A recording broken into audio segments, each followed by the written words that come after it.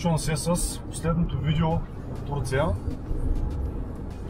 Това видео ще приказвам за нещата, които ми харесаха, които не ми харесаха и като цяло за обстановката.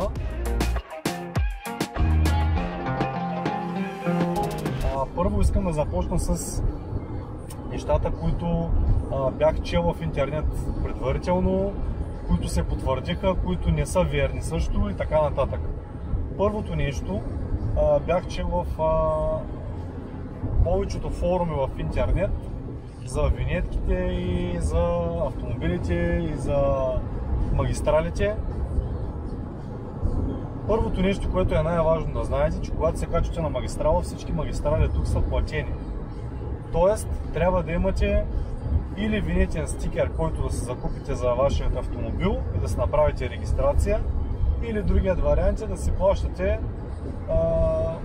на самата магистрала. Но не винаги има такива гишета, защото на повечето натварени места има такива, даже човек не може да ги разбере кога реално се излиза от тях и кога се влиза дори. Конкретно говоря за Истанбул, в случая аз виждам къде влизам в Одрин, обаче в самия Истанбул почти не се разбира кога се влиза. И същевременно наобратно, когато се пътува, е същото. Така че хубаво е, ако сте с ваш автомобил, когато влизате, в началото няма къде да си купите винетка, трябва да търсите по бензиностанции и така нататък. Според мен това нещо е излишно. Имате, мисля, че беше 7 дена гратисен период, в който може да закупите такава винетка. Показвам веднага какво представлява. Това представлява самата винетка. Надявам се да се вижда, че малко шофьора ми кара на зигзаг. Тази винетка, самата себестойност на самото стикерче е 15 лири. И вече вкарвате колкото ви е на вас кеф. Мисля, че има някакъв минимален праг, беше от 100 лири или нещо такова беше. В случая аз вкарах 150 лири. Пътувах от Одрин до Турция по магистралата. В случая, когато влизах, има няколко варианта, които може да изберете. Единият е да си изкарате някакво талонче, който аз изобщо даже не разбрах, че има такъв вариант. Другият е с да ви сканират автомобила. Когато тръгнете да влизате, има ограничение 30. Това ограничение трябва да го спазвате, за да можете да се разчете номера на автомобила. В случая аз, когато влизах, номера на автомобила не ми се... Нали, той се разчете, но аз нямах винетка. Изписка, че реално съм за глоба, но имах този срок за плащане. И отидах в колона на почтата в Истанбул, за да си го платя.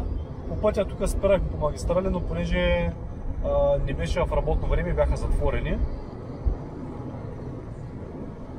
И това е общо взето за винетката, не е нищо страшно, защото гледам, че имаше страници изписани кой какво правил, кой какво рекал, ама сега даже много хора, включително и мои познати, се притесняват да минават по магистралата, защото да не стане нещо, после какви глоби, глобата била по 5 и така нататък. Не се притеснявайте хора. В случая, в който аз заредих 150 лири, нали, те му удържаха 15 лири за стикера, реално имам 135 лири. От тези 135 лири автоматично на следващия ден ме таксуваха и реално сега в момента в моя винетен стикер имам 111 лири. Тоест, когато ме дръпнат сега като излязна от магистралата, ще имам поне за още един път да влезнат. Така че така си ги сметнете нещата. Ако решите естествено пак да влизате в Турция с вашият автомобил, да имате някаква стойност вътре, колкото да имате за магистрала, защото в Турция, не знам в Одрин дали има някъде къде да се зарежда, но по принцип по магистралата, на околовръстното на Одрин, качите ли се на магистралата, няма къде да заредите, а директно ще ви прасне глоба. А когато вече един път имате такъв винетен стикер, няма възможност за този гратисен 7-дневен период да си платите. Така че един път като си направите винетка на този автомобил, е хубаво да поддържате някаква налична сума вътре пари. Така, за нещата, които ми харесаха, интересен град, с интересна атмосфера, който ни е идвал. Определено ще му бъде интересно. Какво ни хареса, кажи? Добре, животници. Да, навсякъде има животни. Толерират са котките, толерират са развъждането на котките, защото са гоняха по улицата. Общо взето навсякъде има храна за котки. Има и такива машини за котки. Не за котки, ми за храна. Да сложиш там някакви парички, да им пусне храна. И навсякъде има вода. 1 лира. И пуска храна и вода, да. Какво ми хареса? Абе, има интересни неща доста. Определено атмосферата е доста по-различна. Сравнително любезни са. Много са любезни хората, да, повечето са любезни. Единственото, което нали, като ми направи впечатление, че не са любезни, бяха по моловете, може би. И по-скоро в зоната за храна, въпреки че днеска пък беше окей.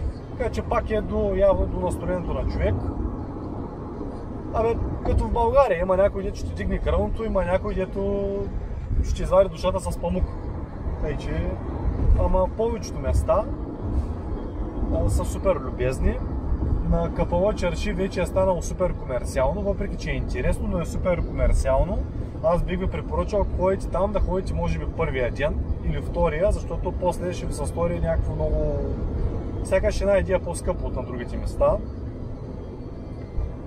Техните пазари са едни от най-ефтините, но пък там ни приказват английски, разбирането е трудно, но пък е интересно. Определено е интересно, много подправки, много миризми, от които вече на мен не ми се тиша, но по принцип е интересно. И много бокуци. Много? Много бокуци има, да, наистина много бокуци има. Ами, нормално, но тук къде няма бокуци? В България има бокуци. Шофирането, пак казвам, в Истанбул, ако сте гледали предните, също толкова предните аз май не съм снимал, сега снимах предния влог, така че гледайте предния влог, който е много в Истанбул. Шофирането в Истанбул е ужасно, но не е непоносимо. В смисъл, всеки може да издържи примерно час и половина-два в някакво задръстване, просто трябва да имаш повече нерви и да си леко нахален, както в България. Ето примерно сега в момента на магистралата от Истанбул за Одрин няма никакви проблеми, караме си с ограничението, което е 120 в магистралата, нагласили сме си темпомата и си караме нормално. Пътната обстановка е добра.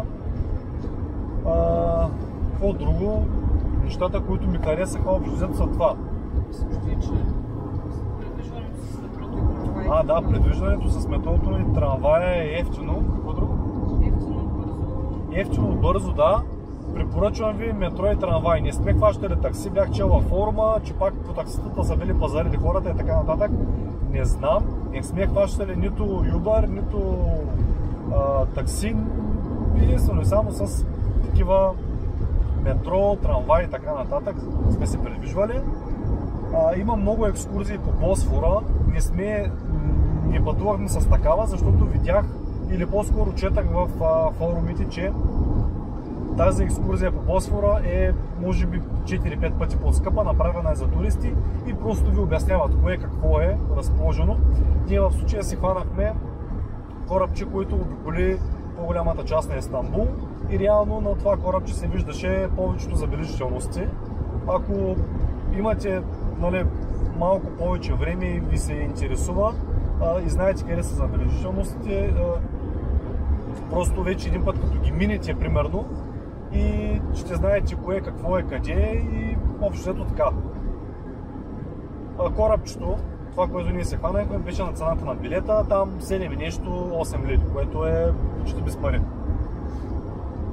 И пътувате адски много време. Какво не ми хареса? Най-вероятно повечето от вас, които казват, че храната е супер вкусна и супер не знам си какво, окей, да, вкусна е храната, но в случая на мен не ми допадна толкова много храната. Може би, защо? Защото аз ям там моята диетична храна и си знам, примерно, че сладкото и мазното не ми понася. въпреки че имам супер силен стомах, най-вероятно, ако не сте гледали клипа, може да го гледате, където ми стана лошо, ходех да драйфам и така нататък. Заради храната беше... Еми да, не беше турска храна, беше йеменска храна. Какво друго? После пък на следващия ден ядахме сладолет в мола и там го имам записано, също може да гледате клипа. Там пък сладолети бяха наистина много вкусни, обаче бяха много големи и същевременно бяха между другото и скъпи. Това е хубаво да го отбележа. Ако примерно дали си правите някаква равносметка за парите, хубаво е да питате кое колко струва. Въпреки че човек един път е дошъл и си купува естествено, ама все пак, нали, ако си правите някаква сметка, може да питате.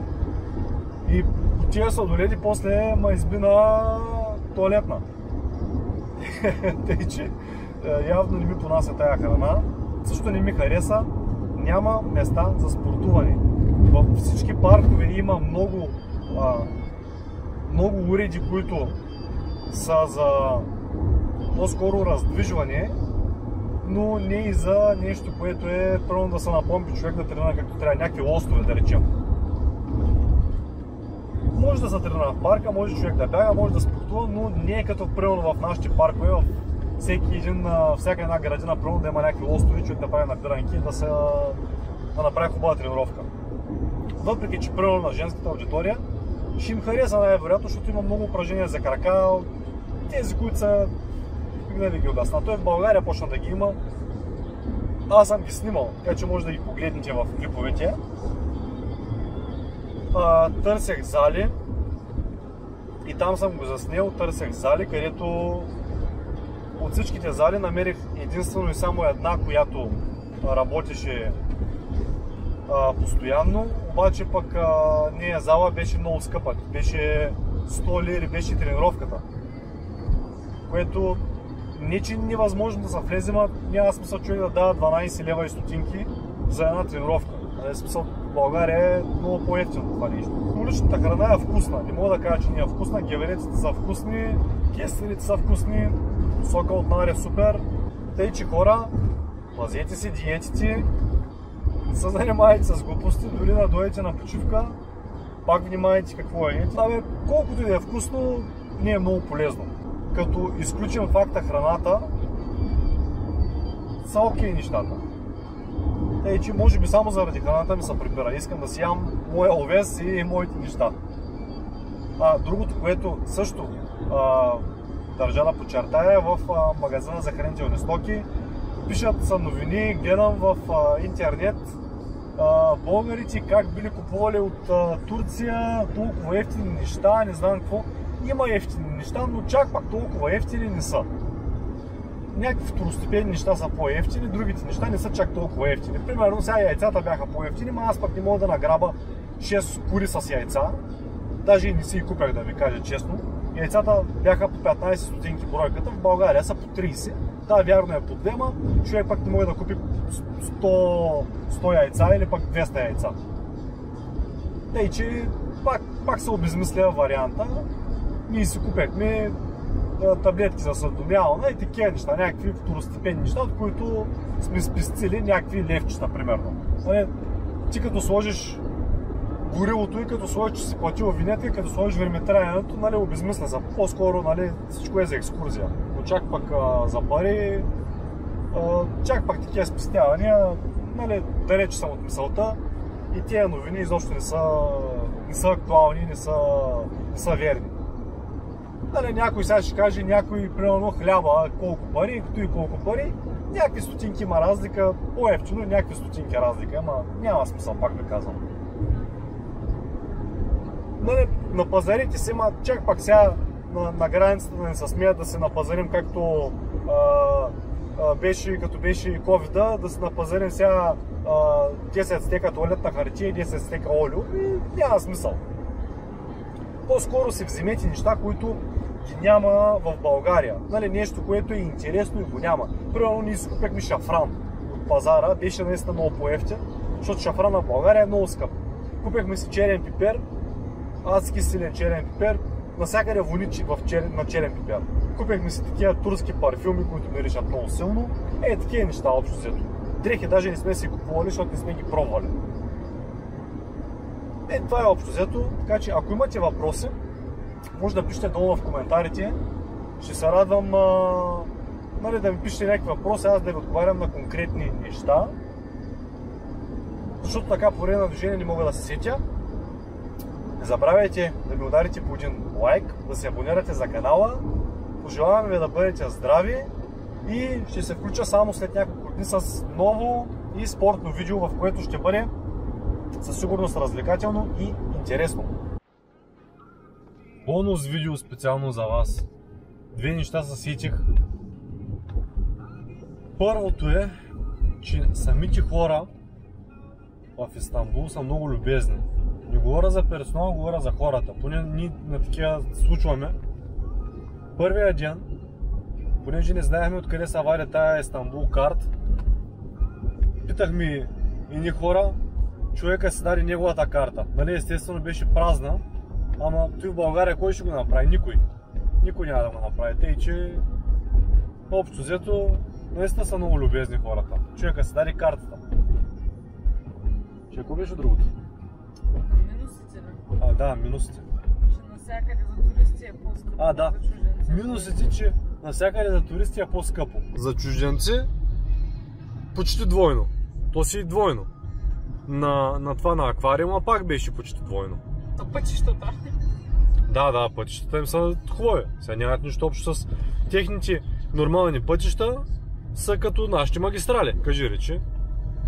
Пък техните магистрали ние нямаме такива пътища. Тъй, че заслужава се. Даже сега докато карах го смятах, 24 лири, тут и без пари. По-малко от 3 лева ти. Да пътуваш по магистралата 300 км. И така. Благодаря ви, че останахте с мен до края на този влог. Ще се видим след няколко дни.